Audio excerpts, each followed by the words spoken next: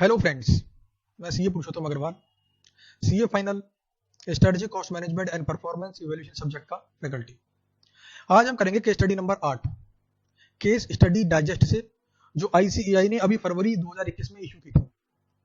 इस लेक्चर के अंदर हम सिर्फ एक केस स्टडी करेंगे और इस एक केस स्टडी को करने के पीछे जो मेरा मन है वो ये है, आपको ये बताना कि एग्जाम के अंदर आखिर लिखना कितना है, एग्जाम के अंदर लिखना कैसे है।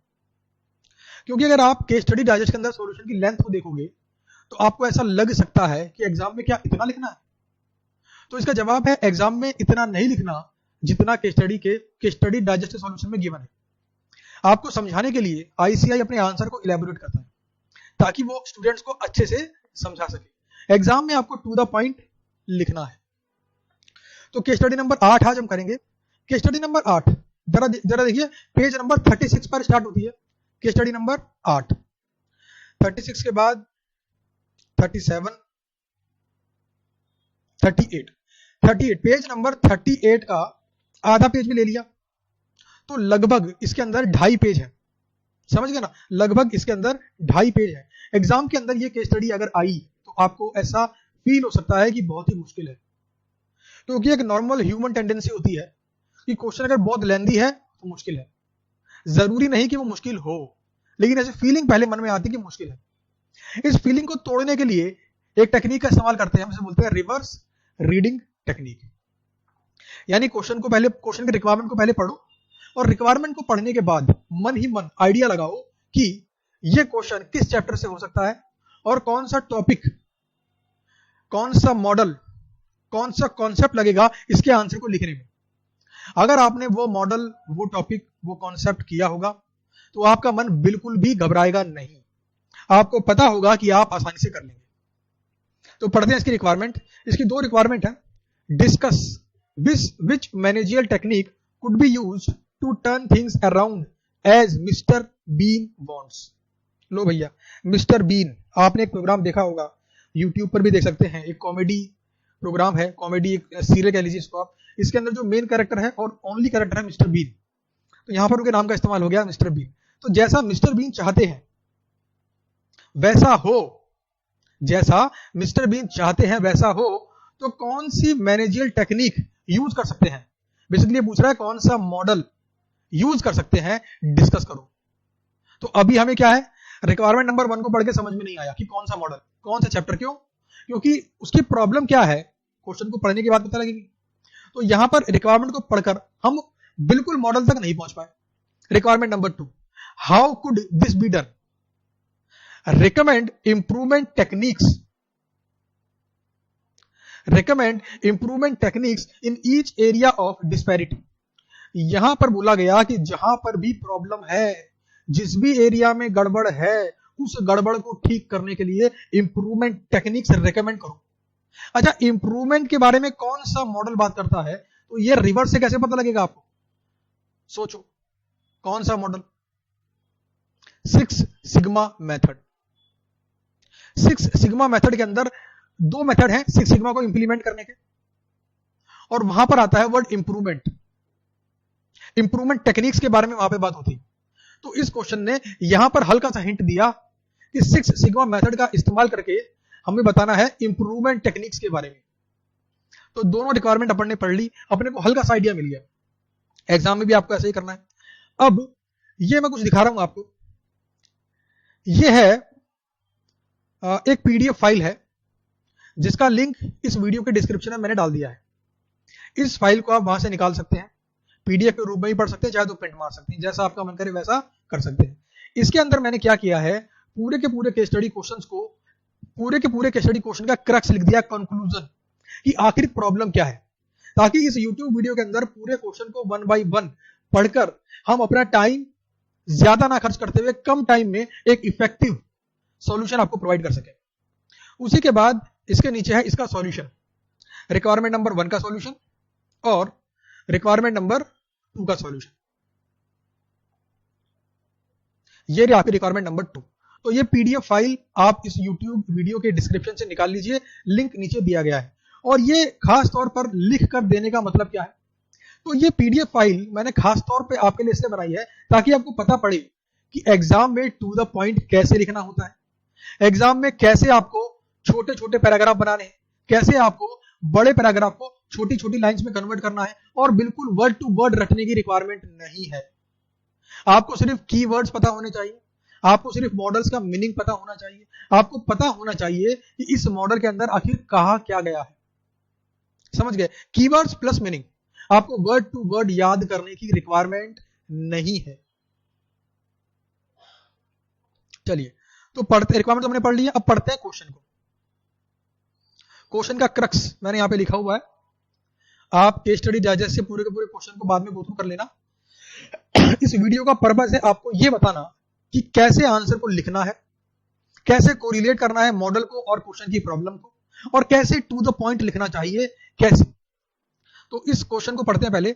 Welcome foodies was a small restaurant situated in new town city. This city was situated on banks of river.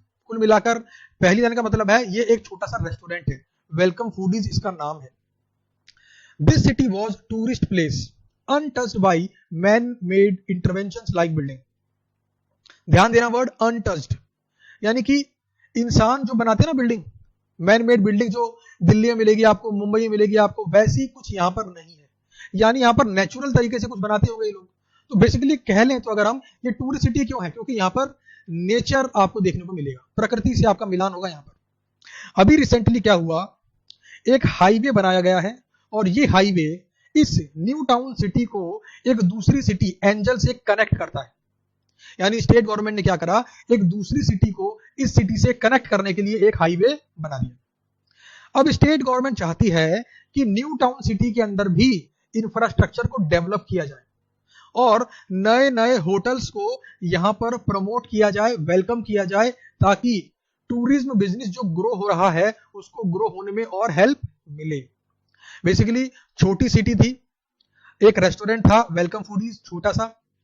अब अचानक से क्या हुआ, ये सिटी एक हाईवे के थ्रू एक ऐसी सिटी से कनेक्ट हो गई है कि अब यहां पर ज्यादा टूरिस्ट आएंगे। तो गवर्नमेंट चाहती है कि ये टूरिज्म बिजनेस का पूरा बेनिफिट हो किसी को, और ये टूरिज्म बिजनेस ग्रो करे। तो वो यहां पर इंफ्रास्ट्रक्चर पे काम करना चाहते हैं, यानी रोड्स, ट्रांसपोर्ट, है ना, ये सब फैसिलिटीज को वो इंप्रूव करना चाहते हैं। अच्छा, इससे फायदा क्या हुआ, इससे फायदा हुआ कि जो वेलकम फूडीज है, शॉर्ट में लिखा है WF, यानी कि ये जो एंटिटी है, ये जो बिजनेस ऑर्गेनाइजेशन है, इसके पास क्या आ गई, एक अपॉर्चुनिटी। भाई जब ज्यादा कस्टमर आएंगे तो ज्यादा रिवेन्यू होगा, और ज्यादा रिवेन्यू होगा तो ज्यादा प्रॉफिट होगा। तो इस एंटिटी के पास अपने पुराने लॉसेस को रिकवर करने का एक अच्छा खासा मौका आ गया है, और साथ में अपने प्रॉफिट को ये मल्टीप्लाई कर सकती है। यहां तक तो थी अच्छी अच्छी बातें। अब होगी यहां पर गंदी बात। क्या गंदी बात क्या होगी कि प्रॉब्लम है भैया, ये अपने नए रेस्टोरेंट खोलना तो चाहता है, ये बिजनेस ऑर्गेनाइजेशन अपने नए रेस्टोरेंट खोलना तो चाहता है, बट पैसा नहीं है, और जो लोन देने वाला व्यक्ति है वो भी पैसा नहीं देना चाहता, बिकॉज यहां पर कुछ प्रॉब्लम्स हैं, इस रेस्टोरेंट में कुछ दिक्कतें हैं। लेंडर क्या करता है, इसको पैसे पूरे देना नहीं चाहता, यानी ज्यादा पैसे यहां पर उधार के रूप में देना नहीं चाहता है, वो थोड़े बहुत पैसे देना चाहता है, और वो सिर्फ इतने पैसे दे रहा है कि ये बिजनेस एंटिटी कुछ नए लोगों को हायर कर ले, नया स्टाफ ले लो कुछ। अब इन कंपनी ने क्या किया, इन्होंने हायर किया उन लोगों को जो इस सिटी में रहते हैं, ये चेक किए बिना कि उनके अंदर क्या वो एबिलिटी है कि वो टूरिस्ट को अट्रैक्ट कर सके, वो गेस्ट को अट्रैक्ट कर सके। कहने का मतलब जब कोई व्यक्ति रेस्टोरेंट के अंदर आए तो स्टाफ क्या इतना समझदार है कि एक स्माइलिंग फेस के साथ उनको वेलकम करे, उनको सीट ऑफर करे, उनको मेन्यू कार्ड पकड़ाए, पानी दे। तो इन सब बातों को नजरअंदाज करते हुए WF ने थोड़े बहुत पैसों के दम पर कुछ स्टाफ को हायर तो कर लिया, लेकिन इनको सैलरी कम पे कर रहा है। अब सैलरी कम पे कर रहा है लेकिन काम करवा रहा है ज्यादा। क्यों? कस्टमर बहुत है, काम करवा रहा है ज्यादा, ओवर टाइम काम करना पड़ता है। अब ये ज्यादा पेमेंट क्यों नहीं कर पा रहा? क्योंकि भाई लोन ले रखा है, इसके प्रोडक्शन एक्सपेंसेस बहुत ज्यादा हैं। प्रोडक्शन एक्सपेंसेस मतलब फूड प्रोडक्शन एक्सपेंसेस, मटेरियल को बहुत हाई प्राइस पे खरीद रहा है। इन्होंने प्राइस बढ़ा दिया, अपना आइटम्स का प्राइस बढ़ा दिया, तब भी कस्टमर इनके पास आ रहा है, क्योंकि बाकी के मुकाबले अब भी ये क्या है, सस्ता। यानी कि स्टाफ में प्रॉब्लम होने के बावजूद, चीजें आपस में कोऑर्डिनेटेड ना होने के बावजूद कस्टमर इन पे आ रहा है, प्राइस बढ़ाने के बावजूद कस्टमर इन पे आ रहा है, फिर भी इस क्वेश्चन के अंदर एक प्रॉब्लम है। तो अब हुआ क्या कि जो कंपनी का मालिक है जो इस एंटिटी का मालिक है, उसने 3 कस्टमर्स को आपस में बात करते हुए देख लिया। ये 3 कस्टमर थे माइक, डेविन एंड जॉन। इन नामों से ये बात समझ में आती है अपने को कि ये जो रेस्टोरेंट है इंडिया का रेस्टोरेंट तो नहीं लग रहा, वरना राम श्याम घनश्याम होता। यहाँ पे कौन है? Mike, Devin and John. तो माइक कस्टमर डेविन से बोल रहा था कि यार कि यहाँ पर वेटिंग टाइम बहुत है, हालांकि सीटें खाली पड़ी हैं तब भी बहुत वेट करना पड़ता है, मुझे लगता है यार मैं किसी और रेस्टोरेंट में चला जाऊं। तो माइक बोलता है बिल्कुल सही बात। यहाँ पे डेविन बोलता है माइक को कि बिल्कुल सही बात, मैंने सुना है कि ओनर के पास पैसों की कमी है। अब सोचो, कंपनी की इंटरनल बातें अगर बाहर मार्केट में कस्टमर को पता लग जाए तो इसका मतलब है कि आपस में कुछ प्रॉब्लम है, कंपनी के अंदर कोई समस्याएं चल रही है। एक कस्टमर और था जॉन, उसने भी बोला वेटिंग टाइम बहुत ज्यादा है और फ्राइडे और वीकेंड पर तो इससे भी ज्यादा लंबी लंबी लाइनें यहां पर लग जाती है। अच्छा जी, तो कुल मिलाकर यहां पर प्रॉब्लम्स क्या क्या है? प्रॉब्लम नंबर 1, स्टाफ की कमी है, यानी कि जितना स्टाफ चाहिए उतना स्टाफ हायर नहीं कर पा रहे हैं। दूसरी प्रॉब्लम, यहाँ पर जो इक्विपमेंट और टेक्निक्स यूज होते हैं खाने को बनाने के लिए, फूड को बनाने के लिए, वो आउटडेटेड है, वो ओल्ड है, इसलिए उन्हें बहुत टाइम लगता है। नए इक्विपमेंट खरीद नहीं पा रहे जबकि कस्टमर बढ़ गए। रीजन क्या? Funding problem. किचन स्टाफ कम है इसलिए डिलीवर फास्ट नहीं कर पाते, कस्टमर आता है, ऑर्डर करता है, बैठा रहता है। कभी कभी तो ऐसा हुआ है कि किसी व्यक्ति ने अगर 100% वेज डिश मांगी तो बाद में मालूम पड़ा उसके अंदर उन्होंने फिश आइटम या कोई चिकन आइटम उनको दे दिया। तो ये तो क्या बोलूं आपको, अब ये तो कुछ धर्म के ऊपर बात आ गई मुझे लगता है। जो लोग वेजिटेरियन है उनको नॉन वेजिटेरियन में कन्वर्ट करने वाली कुछ बात यहाँ पर आ गई। ऑर्डर देने के बाद भी फूड बहुत लेट सर्व होता है और बिलिंग मैनुअल है, वो आखिरी में आता है, भाई आपने ये लिया, आपने ये लिया, जोड़ के ये हुआ। तो इन सब कारणों से क्या हो रहा है? वेटिंग टाइम बहुत बढ़ गया, कस्टमर डिससेटिस्फाइड। सुपरवाइजर जो इस कंपनी के अंदर है वो बिल्कुल इग्नोरेंट है, कोई भी कस्टमर उसको कंप्लेंट करता है वो एक्शन नहीं लेता है, इसीलिए कस्टमर की मजबूरी है कि वो जाकर मैनेजर को कंप्लेंट करता है, और मैनेजर क्या है? उस कंपनी का ओनर। स्टाफ छुट्टी लेता है पीक डेज पर, जैसे फ्राइडे एंड वीकेंड्स, रीजन में भी कि लेस सैलरी मिल रही हो। Hygiene of place was questionable, अब हाइजीन नहीं होगा तो फिर गड़बड़ जाएगी, अगर प्लेस गंदा है तो गड़बड़ है। फ्लोर्स वर स्लिपरी, ये भी रिस्की है, कोई कस्टमर फिसल गया तो, चोट लग गई तो। Slowly customers started boycotting this restaurant, तो धीरे धीरे क्या हुआ कि कस्टमर्स ने इस रेस्टोरेंट को बायकॉट कर दिया, यहाँ पर आना बंद कर दिया। अब जो इस कंपनी का ओनर है उसका नाम है मिस्टर बीन और वो हमारे पास आया है। तो ये थी पूरी केस स्टडी की कंक्लूजन या क्रक्स। तो बात समझ में आ गई, एक रेस्टोरेंट है, प्रॉब्लम्स है, फंड नहीं है, स्टाफ कम है, फूड मेकिंग टेक्निक पुरानी है, ऑर्डर टेकिंग और ऑर्डर डिलीवरी में बहुत टाइम लगता है, फ्लोर स्लिपरी है, कोई हाइजीन नहीं है, बिलिंग मैनुअल है। कुल मिलाकर इतने सारे इंप्रूवमेंट करने का स्कोप है, समझ गए बात को? कुल मिलाकर इतने सारे इंप्रूवमेंट करने का स्कोप है। तो जब प्रॉब्लम्स आपको समझ में आती है तो उसके साथ आप इंप्रूवमेंट भी कर सकते हैं। प्रॉब्लम कब होती है? जब प्रॉब्लम समझ में ना आए। अगर प्रॉब्लम ही समझ में नहीं आ रही तो इंप्रूवमेंट कहां करेंगे? तो इस क्वेश्चन को पढ़ने के बाद हमें इस कंपनी की प्रॉब्लम समझ में आ गई। देखिए, सबसे पहली बात क्या रिक्वायरमेंट थी? Discuss managerial technique could be used to turn things around as mister Bean wants. Mister Bean क्या चाहता है? ये जो समस्याएं हैं, ये जो हाई वेटिंग टाइम है, ये जो फूड डिलीवरी गलत हो रही है, किसी ने वेज मांगा नॉन वेज दे दिया, या कस्टमर को बेचारे को डर लग रहा है कि मैं फ्लोर पे चलूं गिर जाऊं, सीट्स खाली है बट तभी कस्टमर वेट कर रहा है। तो इन सब प्रॉब्लम्स को रिजॉल्व कर सकते हैं क्या? कोई टेक्निक है तो ध्यान देना। सबसे पहले मैंने क्या किया, ध्यान देना। सबसे पहले मैंने क्या किया, सॉल्यूशन लिखते वक्त यहाँ पर कुछ इश्यूज को डिस्कस किया। ये वही इश्यूज हैं जो ऊपर हमने अभी पढ़े थे क्वेश्चन के अंदर। तो बेसिकली यहाँ पर क्वेश्चन को हम रिपीट कर रहे हैं सिंपल लैंग्वेज के अंदर। एग्जाम में भी ऐसे करना है। देखो, हमने बोला लॉन्ग वेटिंग टाइम है, फूड क्वालिटी में इशू है, स्टाफ डिसऑर्गेनाइज है, स्टाफ अनमोटिवेटेड है, छुट्टी मार लेता फ्राइडे को, कोई systematic arrangement of series of activities नहीं है। तो ये सारी बताने के बाद हमने क्या बोला कि भाई ये तो फेलियर है, किसका? क्वालिटी का। कहां पर? हर फंक्शन में। यानी कि बेटर हो तब भी सर्विस बेकार है, अगर सेफ है तब भी सर्विस बेकार है, कोई क्लीन करने वाला बंदा है तब भी सर्विस खराब है। कुल मिलाकर ये क्या है? Total business failure. तो टोटल बिजनेस फेलियर को हम टोटल क्वालिटी मैनेजमेंट टेक्निक का इस्तेमाल करके फेलियर को क्वालिटी में और क्वालिटी को सक्सेस में कन्वर्ट कर सकते हैं। अब यहां पर मैंने टेक्निक का नाम बता दिया कि भाई 6 सिग्मा टेक्निक है जो हर प्रकार के वेस्ट को इलिमिनेट करने की क्षमता रखती है, कस्टमर को सेटिस्फेक्शन पर फोकस करती है और जीरो डिफेक्ट के ऊपर भी फोकस करती है। जीरो डिफेक्ट मतलब कहीं पर भी गलती ना हो। कस्टमर आया, वेटिंग टाइम कम से कम हो या ना हो। कस्टमर आया, उसे स्टाफ प्यार से वेलकम कर रहा है, स्माइलिंग फेस के साथ, इंडिकेट कर रहा है आपकी सीट ये वाली है, मेन्यू पकड़ा दिया, पानी दे दिया। जब कस्टमर ने ऑर्डर किया तो वो आइटम्स को वेटर ने किचन में बता दिया, किचन वाले स्टाफ ने उसको बनाकर वेटर को बता दिया और वेटर ने उसको कस्टमर को सर्व कर दिया। इस पूरे प्रोसेस के अंदर टाइम कम से कम लगना चाहिए। तो ध्यान देना, अब यहां पे लिखी मैंने थ्योरी वाली बात कि सिक्स सिग्मा को इंप्लीमेंट करने के दो मेथड थे, DMAIC मेथड और DMADV method.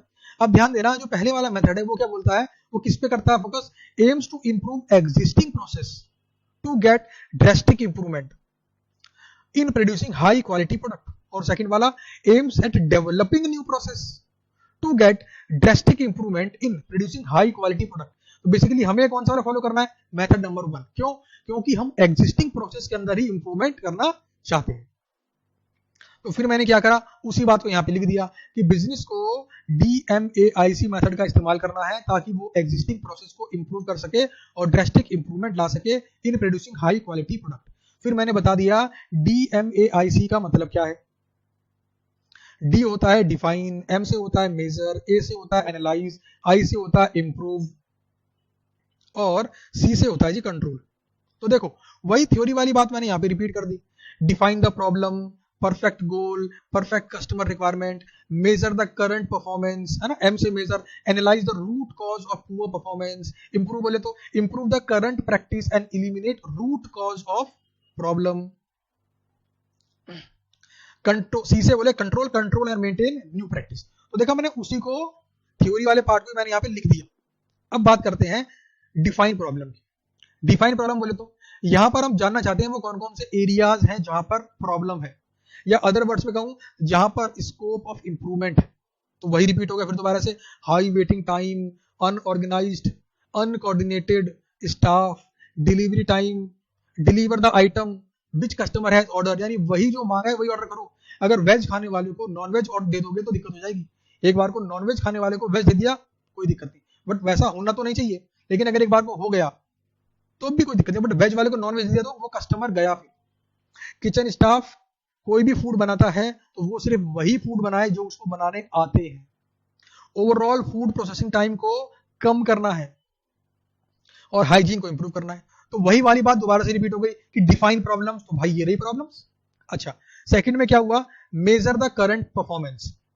Major the current performance अंदर क्या आता है, इंडिकेटर्स। हमें कैसे पता लगे कि कहां पर डिससेटिस्फेक्शन ज्यादा है, तो कैसे पता लगे, एग्जांपल दिए, चेक करो number of customers leaving the restaurant due to long waiting time. बेचारा आया, खड़ा रहा, काफी देर वेट किया, चला गया। तो ऐसे कितने कस्टमर्स, नोट करो, number of unhappy customers not coming back.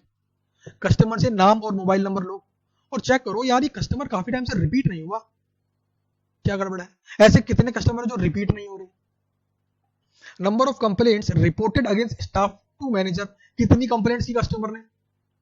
Average waiting time कितना पर customer. Number of accidents happened due to slippery floor.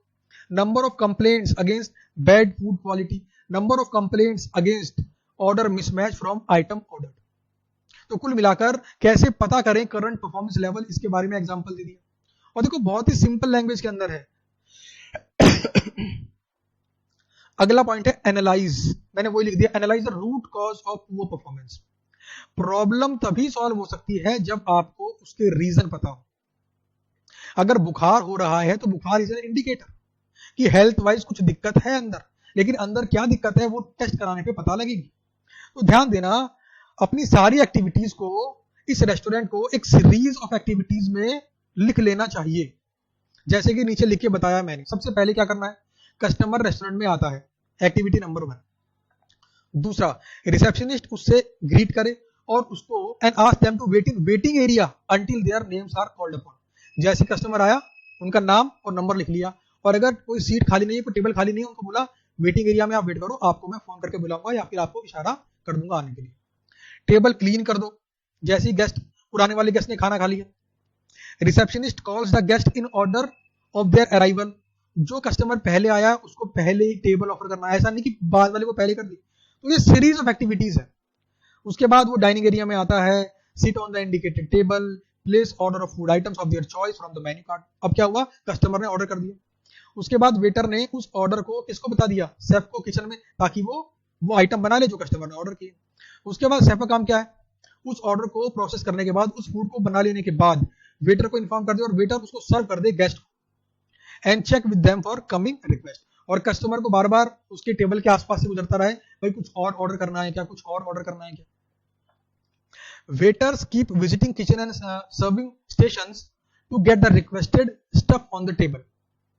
यानी जो भी आइटम का ऑर्डर किया वही आए, गेस्ट ने खाना खा लिया, स्टाफ को उसे बिल देना है, अब कैशियर बिल बनाए और गेस्ट को पेमेंट के लिए बोले, गेस्ट ने पेमेंट कर दी, रेस्टोरेंट छोड़ के चला गया। जैसे ही वो गया, क्लीनिंग टीम को फिर दोबारा से क्या करना है, उसकी टेबल को क्लीन कर देना है, ताकि दूसरा कस्टमर जो वेटिंग एरिया में वेट कर रहा है वो आ जाए और जो भी फूड आइटम उसको खाने हैं खा ले। तो ये सिंपल सीरीज ऑफ एक्टिविटीज है जो एक रेस्टोरेंट के अंदर होती है, उन्हीं को यहाँ पे लिखा गया है। अच्छा, एग्जाम में लिखते वक्त कोई दो एक्टिविटी आपने एक में जोड़ दी, नंबर कट जाएंगे? नो, आपको कोशिश ये करनी है कि आप हर एक्टिविटी को तोड़ दो। इससे फायदा क्या होगा, आपने सभी एक्टिविटीज को जब तोड़ दिया तो आपको आसानी रहेगी इस बात को आइडेंटिफाई करने के अंदर कौन सी एक्टिविटी को कस्टमर तवज्जो देता है, यानी कि इंपॉर्टेंस देता है, और कौन सी एक्टिविटी को इंपॉर्टेंस नहीं देता है, यानी कौन सी नॉन वैल्यू एडिंग एक्टिविटी है और कौन सी वैल्यू एडिंग एक्टिविटी है। एक बार जब ये पता लग गया तो नॉन वैल्यू एडिंग एक्टिविटी को इलिमिनेट करो और सिर्फ वैल्यू एडिंग एक्टिविटी पर फोकस करो। तो ये थी रिक्वायरमेंट नंबर 1। उम्मीद करता हूं इस आंसर को कैसे लिखा गया है, इस बात को समझकर आपको ये समझ में आई होगी कि एग्जाम में केस स्टडी के क्वेश्चन को कैसे लिखना है, कैसे प्रेजेंट करना है। छोटे छोटे पैराग्राफ्स, बड़ा फॉन्ट साइज, एक लाइन में 6 से 7 वर्ड, और आंसर को बिल्कुल नंबरिंग में तोड़ दो, 1 2 3 4, फिर ABCD जो भी हो हेडिंग्स में तोड़ दो, और कीवर्ड्स को हाईलाइट कर दो, या तो अंडरलाइन कर दो या उनके ऊपर बॉक्स बना दो। तो ये टेक्निक्स हैं एग्जाम में आंसर को प्रेजेंट करने की। और एग्जाम में ज्यादा लेंथी आंसर लिखना भी ठीक नहीं है, आपको आंसर लिखना है according to its time. Time कैसे निकालेंगे, 100 नंबर के लिए मिले 3 घंटे, तो जो क्वेश्चन आप कर रहे हो वो कितने नंबर का है, उसके लिए कितना टाइम देना चाहिए, तो उसी विद इन टाइम के अंदर, उसी टाइम के अंदर आपको अपने आंसर को लिखना है। ICI ने जो डाइजेस्ट में आंसर दिया है वो पूरा नहीं लिखना, वो आपको सिर्फ इलेबोरेट करके समझाने के लिए डिटेल्ड में लिख कर दिया गया होता है, ताकि आप डीपली समझ सकें। वर्ड टू वर्ड याद नहीं करना है, आपको अपने हिसाब से लिखना है, बस कीवर्ड्स और मॉडल्स का मीनिंग आपको समझ में आना चाहिए। रिक्वायरमेंट नंबर 2, रिक्वायरमेंट नंबर 2 है कि कैसे इंप्रूवमेंट करें, रिकमेंड इंप्रूवमेंट टेक्निक्स। तो ध्यान देना, वहां पर मैंने 3 की बात करी थी, अब यहाँ पे बात करूंगा चौथे की, इंप्रूव। इंप्रूव बोले तो, इंप्रूव बोले सिंपल बात है कि जो अभी काम करते हो, जिस तरीके से अभी काम करते हो उसको इंप्रूव करो, और जो रूट कॉज है प्रॉब्लम का उसको इलिमिनेट करो। तो इस वाले पार्ट के अंदर में क्या देना है, अलग अलग ऑल्टरनेटिव्स, और ये ऑल्टरनेटिव्स कौन से ऑल्टरनेटिव होंगे, जो आपके मन में आएंगे एग्जाम हॉल के अंदर, आपके मन में जो सॉल्यूशन आया प्रॉब्लम का। अब देखो, एक बार प्रॉब्लम को समझ लेने के बाद अगर आपने आपका दिमाग का इस्तेमाल किया, पक्की बात है आपके दिमाग में सॉल्यूशंस आएंगे, आपको समझ पड़ेगा कि इस प्रॉब्लम को ऐसे सॉल्व कर सकते हैं, उस प्रॉब्लम को वैसे सॉल्व कर सकते हैं। तो वही बातें आपको यहाँ पे लिखनी है। सबसे पहले लिखा है reduced waiting time of customer, यानी कस्टमर के वेटिंग टाइम को रिड्यूस करना है। तो इसको रिड्यूस करने के ऑल्टरनेटिव्स क्या क्या है, तो ऑल्टरनेटिव तो बहुत सारे हैं, जैसे कि कोई नई टेक्निक ले लो जिससे आप टेबल क्लीन कर सको। आजकल मार्केट के अंदर नई नई मशीन्स आ गई है, जैसे डिश वॉशर होता है, ऐसे नई नई मशीन्स आ गई है टेबल को क्लीन करने के लिए, तो वो ले लो। या फिर आप और स्टाफ को हायर कर लो और उसको डेडिकेट कर दो स्पेशली फॉर क्लीनिंग, है ना, ताकि जैसे कोई सीट खाली हो तुरंत वो साफ कर दे और दूसरा कस्टमर आके तुरंत बैठ जाए, तो कस्टमर को फीलिंग आएगी वेट कम करना पड़ा, सीट मिल गई मेरे को। एक काम ये भी कर सकते हो, शुरू शुरू में टेबल पर स्टार्टअप आइटम रख दो, जैसे सॉस रख दिया, अचार रख दिया, और उनको सर्व करो विद स्टार्टर्स। इससे क्या होगा, कस्टमर को लगेगा यार सीट पे आया, आते को कुछ खाने को मिल गया, अब मैं मेन्यू से ऑर्डर कर रहा हूं, तो कस्टमर को मन को समझो। दूसरा, staff of WF is not properly groomed and lack appealing style. देखो उन्होंने क्या करा, लोकल बंदों को उठा लिया, ऐसा नहीं है, एज पर रिक्वायरमेंट बंदों को हायर करो। भाई कस्टमर जब आता है ना तो स्माइलिंग फेस के साथ उसको वेलकम करो, कस्टमर को सीट या टेबल इंडिकेट करो, उसको बताओ यहां बैठना है आपको। तो ये रिक्वायर्ड स्किल्स स्टाफ के पास होनी चाहिए। सिर्फ कॉस्ट पे फोकस मत करो, क्वालिटी पर फोकस करो। अगर स्टाफ क्वालिटी वाला है तो वो और कस्टमर्स को हैप्पी करके बिजनेस को ग्रो कर सकता है। और अगर जो स्टाफ है उसे समझ नहीं आती बातें, वो अपनी मिस्टेक्स को बार बार रिपीट करता है, तो ऐसे स्टाफ को हायर करने के बाद भी फायर करने में समय मत गवाओ, क्योंकि वो आपकी कंपनी की एसेट्स नहीं है, वो आपकी कंपनी की लायबिलिटी है। हर व्यक्ति एसेट भी हो सकता है, लायबिलिटी भी हो सकता है। अगर वो कोई ऐसा काम करता है जिससे आपको फायदा हो तो वो आपके लिए एसेट्स है, और अगर कोई वो ऐसा काम करता है जिससे आपको नुकसान हो तो वो आपके लिए लायबिलिटी है। और आपको अपने आप को भी एसेट्स में कन्वर्ट करना है। अगला पॉइंट है improve coordination among staff. Staff के बीच में कोऑर्डिनेशन होना चाहिए। कैसे? सबसे पहले जैसे कोई खाना खा के उठा, क्लीनिंग स्टाफ आया, टेबल को क्लीन कर दिया। फिर रिसेप्शन वाले ने एक कस्टमर जो बाहर वेट कर रहा था उसको सीट की तरफ इशारा किया बैठने के लिए। जैसे ही वो आके बैठा, वेटर फटाक से आ गया पानी पूछने के लिए, कौन सा पानी लोगे, रेगुलर, मिनरल। उसके बाद वो जो आइटम स्टार्टर वाले वो चालू हो गए, मेन्यू लेके पहुंच गया। वो आइटम्स का ऑर्डर लेने के बाद वो पहुंच गया किचन स्टाफ के अंदर, किचन में पहुंच गया। किचन में बता दिया ये आइटम बनाना है, किचन वाले बना रहे हैं वो आइटम जो कस्टमर ने ऑर्डर किए। जैसे वो आइटम बन गए, किचन वाले ने वेटर को बोला, वेटर ने सर्व किया कस्टमर को, कस्टमर ने उसे खा लिया। फिर उसके बाद क्या हुआ, उसकी बिलिंग हुई। बिलिंग अब इसमें क्वेश्चन में क्या थी, मैनुअल। बिलिंग को ऑटोमेट कर दो ना, जमाना बदल गया है। ऑर्डर ऑनलाइन ले लो एप्लीकेशन के थ्रू, सबके पास स्मार्टफोन है आजकल। तो अपने होटल की एक ऐप बना दो, ऐप के अंदर आइटम्स लिख दो, सिंपल तरीके, ज्यादा कॉम्प्लिकेट मत करना उसको, सिंपल। ये आइटम इतने का, ये आइटम इतने का, ये आइटम इतने का, ये आइटम इतने का। और जमाना बदल गया आजकल, आप आइटम की छोटी सी वीडियो बना के डाल सकते हो उसके अंदर। तो ये इनोवेटिव तरीके हैं। तो एग्जाम में अगर इन इनोवेटिव तरीकों से अपने आंसर को आप सजाओगे, आपको पूरे नंबर मिलने वाले हैं।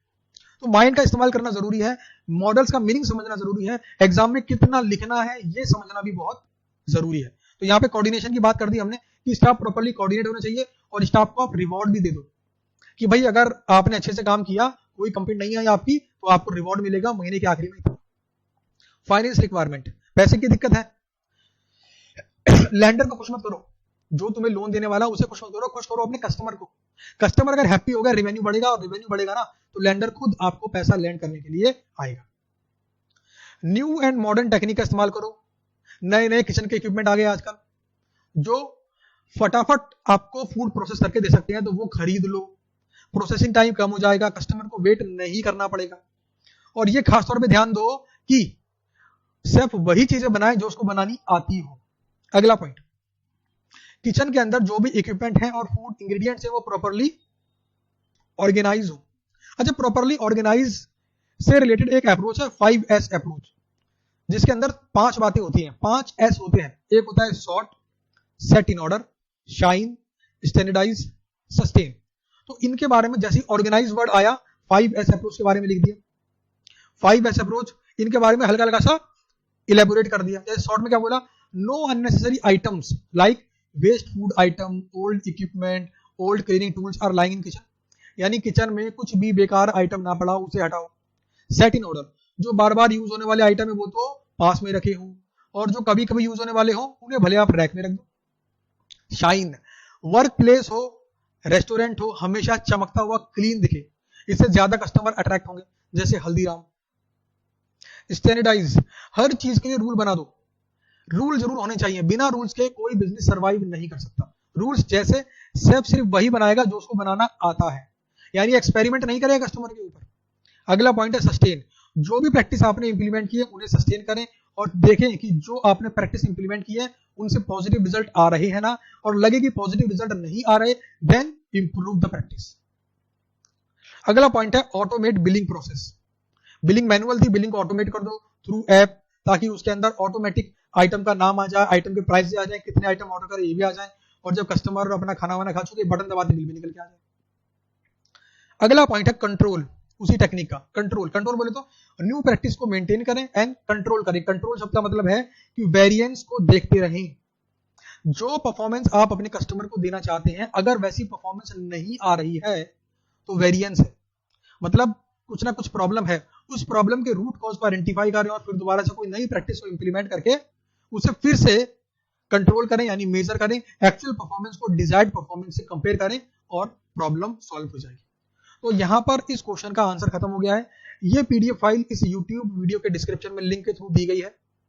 पीडीएफ फाइल को निकालिए और एक बार गो थ्रू करिए कि केस स्टडी के क्वेश्चंस को एग्जाम में कैसे लिखना है। उम्मीद करता हूं ये स्पेशल वीडियो जो मैंने बहुत मेहनत से आपके लिए बनाई ताकि आपको समझ में आए कि एग्जाम में कितना और कैसे लिखना है, और आंसर को याद नहीं करना होता, कीवर्ड्स को याद करना है और मॉडल के मीनिंग को समझकर, बिजनेस की प्रॉब्लम को समझकर सॉल्व कर देना है, नंबर पूरे के पूरे मिलेंगे। चलिए मिलते हैं आपसे अपने अगले लेक्चर के अंदर। Thank you.